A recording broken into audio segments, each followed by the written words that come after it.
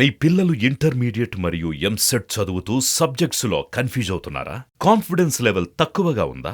Repeated mistakes చేస్తున్నారా? అయితే మీకోసమే ఉంది Rise app.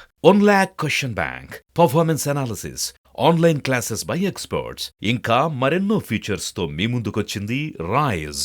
Rise, the perfect guide. Description లో ఉన్న లింకును ఉపయోగించి సబ్స్క్రైబ్ అవ్వండి. నమస్తే, వెల్కమ్ టు అవర్ ఛానల్. నేను మీ సిరి. ఈ రోజు మనతో పాటు ఉన్నారు రాజకీయ మరియు సినీ విశ్లేషకులు శ్రవణ్ గారు. నమస్కారం సార్. నమస్తే అండి సార్, ఇప్పుడు ఎక్కడ చూసినా ఒకటే టాపిక్, ల్యాండ్ క్రూజర్స్.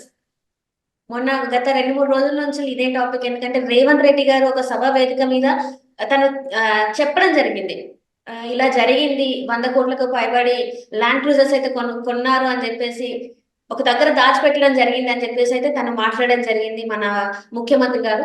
సో అయితే దీని మీద ఫస్ట్ టైం ఇంతవరకు మన గత ప్రభుత్వంలో ఉన్న అధికారులు అయితే ఎవరు మాట్లాడలేదు. కానీ ఫస్ట్ టైం కవితగా మాత్రం నోరు తెరవడం జరిగింది. సో దీని మీద అంటే ఎలాంటి రేవంత్ పైన కూడా కొన్ని వ్యాఖ్యలు అయితే చేయడం జరిగింది తను. ఇప్పుడు ఇది ఎలా మనం పరిగణించాలి సార్? మేడం, గత 5 నుంచి 10 సంవత్సరాల మధ్యకాలం నుంచి, ముఖ్యంగా ఈ 5 సంవత్సరాల నుంచి ఎప్పుడైతే సోషల్ మీడియా ఎక్కువ అయిందో అప్పటి నుంచి చాలా మంది సోషల్ మీడియా ఎడిక్ట్ అయిన వాళ్ళు, సోషల్ మీడియాకు బాగా ఫాలో అవుతున్న వాళ్ళు, ఎంత ఎంత ఉన్నత చదువులు చదువుకున్నా వాళ్ళకు ఆలోచన శక్తి అనేది పడిపోయింది. వాళ్ళ ఆలోచన పరిజ్ఞానం అనేది మరుగుజ్జుతనంగా అనిపిస్తుంది నాకు. ఎందుకంటే వాస్తవాలు గ్రహించకుండా చెప్పుడు మాటలు లేదా ఆ వాట్సాప్లోనూ ఎక్కడొచ్చిన సాహిత్యాన్ని నమ్మేయడం, నిజంగా కూడా మంచివాడిని దొంగ అన్న నిజమే దొంగ అంటాడుగా అనేలా ఆలోచన అభిప్రాయానికి రావడం నిజంగా సిగ్గుపడాల్సిన అవసరం. ఎందుకంటే మనిషిలోకి ఆలోచన తత్వాన్ని చంపేశారు. ఒక ఎదుటి వ్యక్తి మీద నోటికొచ్చిన అబద్ధం ఆడితే అది నిజం అని ఇట్లా పోలరైజ్ చేస్తున్నటువంటి విధానం, ముఖ్యంగా రాజకీయ నాయకులు చేస్తున్న విధానం చూస్తే, అది ఫాలో అవుతున్నటువంటి, ఆ వార్త చదువుతున్న వాళ్ళు, ఆ వార్త నిజమని నమ్ముతున్న వాళ్ళు మెదడులో ఆలోచించడం ఆ శక్తిని కోల్పోయారా అనిపిస్తుంది. ఎందుకంటే నిన్నటి రేవంత్ రెడ్డి గారి విషయం చూస్తే అతను చేసిన వ్యాఖ్యలు చాలా ఎంత దిగజారిగా ఉన్నాయంటే అంత దిగజారిన వ్యాఖ్యలు చేశాడు. 22 క్రూజర్లు కేసీఆర్ కొని దాచిపెట్టాడు. ఇక్కడ అతనికి వాస్తవానికి పాలనాపరంగా అనుభవం లేదు. గుంపు మేస్త్రి కన్నా హీనమైన నాలెడ్జి ఉంది ఆయనకు. అంటే ఒక వార్డు మెంబర్ కూడా చేయలేనటువంటి వ్యక్తికి ఒక్కసారి ఉన్నత పదవి వచ్చిన తర్వాత అతను మాట్లాడింది తెలుగు తక్కువగా ఏం మాట్లాడలేదు. కేవలం కేసీఆర్ను టార్గెట్ చేసి అన్ఫ్లాపరేట్ చేయడానికి అతను చేసినటువంటి పదప్రయోగం తప్పించి ఆయనకు నిజంగా తెలవదు అనుకోవాలా, తెలిసిలా మాట్లాడాలని. ఎందుకంటే ఒక ప్రభుత్వంలో కొనేటువంటి ఆస్తులు ఏ ఆస్తి కొన్నా కూడా తన సొంత డబ్బు నుంచి కొనడు. ప్రభుత్వ పరంగా డిపార్ట్మెంటల్ అప్రూవల్ ఉంటుంది. ముఖ్యంగా ఈ సెక్యూరిటీ రక్షణ విభాగానికి అయితే అన్ని సీక్రెట్స్ ఉంటాయండి. భజన చేసి పేపర్లు హెడ్డింగ్లు ఇచ్చి ఏమి కూడా చెయ్యరు. రక్షణ ఒక ముఖ్యమంత్రికి రక్షణ వ్యవస్థకు ఏం కొనుగోలు చేస్తున్నారు, ఎలాంటి వస్తువులు పెడుతున్నారు అని బహిరంగంగా చెప్పరండి. అది సీక్రెట్ గా ఉంటుంది. అంటే ఇక్కడ కేసీఆర్ కావాల్సినటువంటి వాహనాలు లేదా ఒక ముఖ్యమంత్రికి కావాల్సిన వాహనాలు ఎన్ని కొనాలి, ఎలా మేనేజ్ చేయాలి, ఏం అవసరం ఉంటుంది అనేది సెక్యూరిటీ విభాగం చూసుకుంటుంది. SIBA సెక్షన్ చూసుకుంటుంది. వాళ్ళు ఇండీడ్ పెడతారు, సార్ మాకు మీ రక్షణ విభాగంలో ఇంకా అప్డేట్ చేయాల్సిన అవసరం ఉంటుంది, దానివల్ల ఇవి రిక్వైర్మెంట్ ఉంటుంది అని వాళ్ళు అప్రూవల్ తీసుకుంటారు. అప్రూవల్ తీసుకున్న తర్వాత అవి కొనుగోలు చేస్తారు. కొనుగోలు చేసిన తర్వాత అది బహిరంగ మార్కెట్లో కొన్నట్టుగా చూపించి ఫోటోలు దిగరంటే అది సీక్రెట్స్ గానే ఉంటుంది. ఆ నాలెడ్జ్ రేవంత్ రెడ్డికి ఉందా లేదా ఉన్నా కూడా అలా చెప్పాడా? రేవంత్ రెడ్డి అలా చెప్తే నమ్మే జనానికి ఎర్రి పుష్పాల వాళ్ళ మెదడులో ఆలోచిస్తున్నా లేదా కూడా మనం ఆలోచించాలి. ఎందుకంటే కేసీఆర్ కొనుక్కుంది సొంతానికి కాదు, ప్రభుత్వ పర ఆస్తే. ఆ రోజు కొనుక్కొని పెట్టింది కూడా ఈ రోజు ప్రభుత్వానికే ఉంది. కానీ కేసీఆర్ ఆయన వెంట వెళ్ళలేదు. ఎప్పుడైతే రిజల్ట్ వచ్చినప్పుడు ఎవరు అడగకుండా తనకు తానుగా రిజైన్ చేసి పోయాడే కానీ ఏ వాహనాన్ని కానీ ప్రభుత్వ వాహనంలో కూడా వెళ్ళలేదు. ఆ కనీసమైనటువంటి లా తెలవకుండా చేస్తున్నట్టు వాక్యాలుగా చూడాలి. ఈ విషయాన్ని కవిత గారు కూడా ఈరోజు చెప్పారు.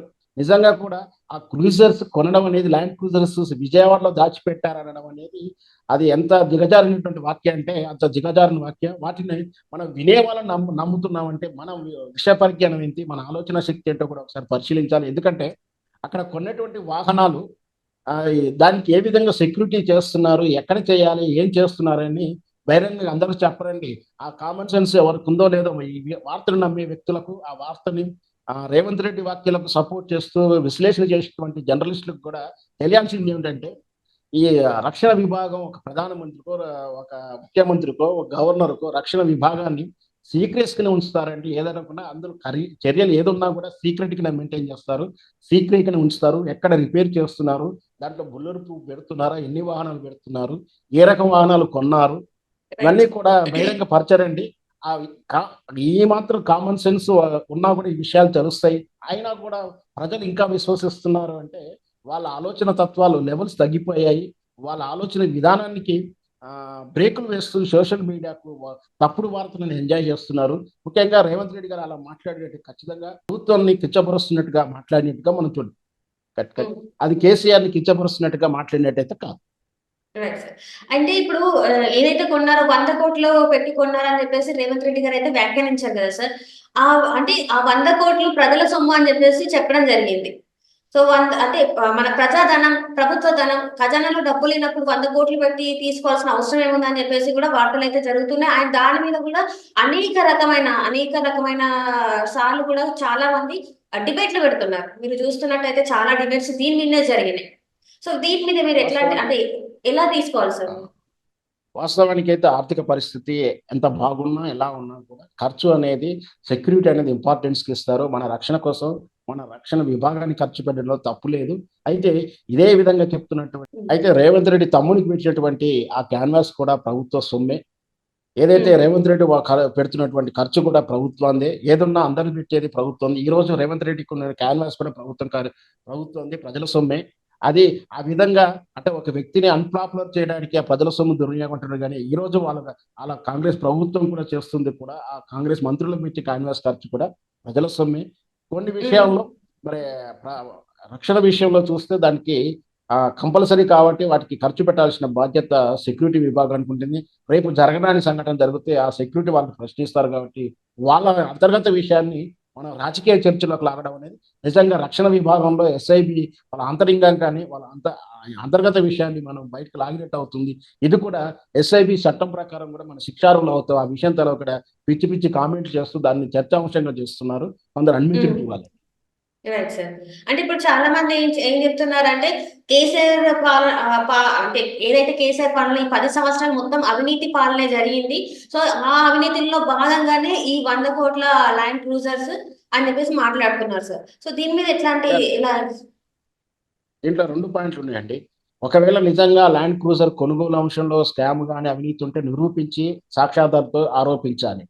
కానీ అపవాదు వేయడానికి రెండో మీనింగ్ తోటే అమరావతిలో విజయవాడలో దాచిపెట్టారు అనడంలో రాజకీయ ఎజెండా కనిపిస్తుంది.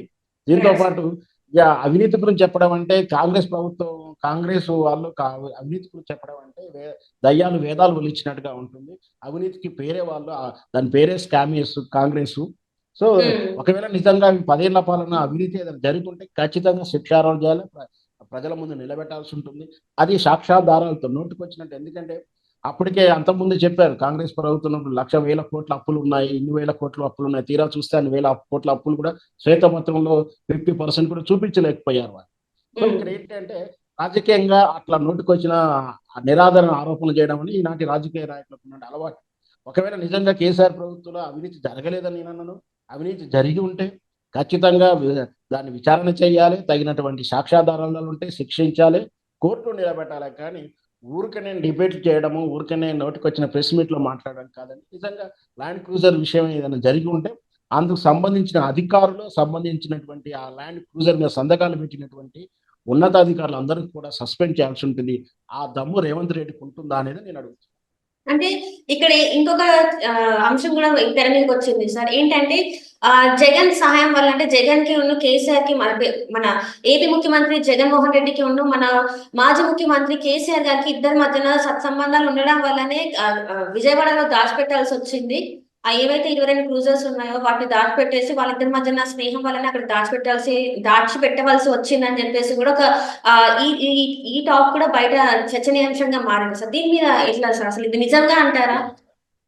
ఆ మాట అనేవాళ్ళు కానీ ఆ మాటను సపోర్ట్ చేస్తూ వాదించే వాళ్ళ మెదళ్ళు కుసించుకుపోయాయని చెప్తాను. ఎందుకంటే ఆ మరుగుజ్జు ఆలోచన అలాగే ఉంటాయి వాళ్ళు. ఎందుకంటే మనకు తెలుసు ఆటోమొబైల్ రంగం విజయవాడలో కేంద్రీకృతమైంది.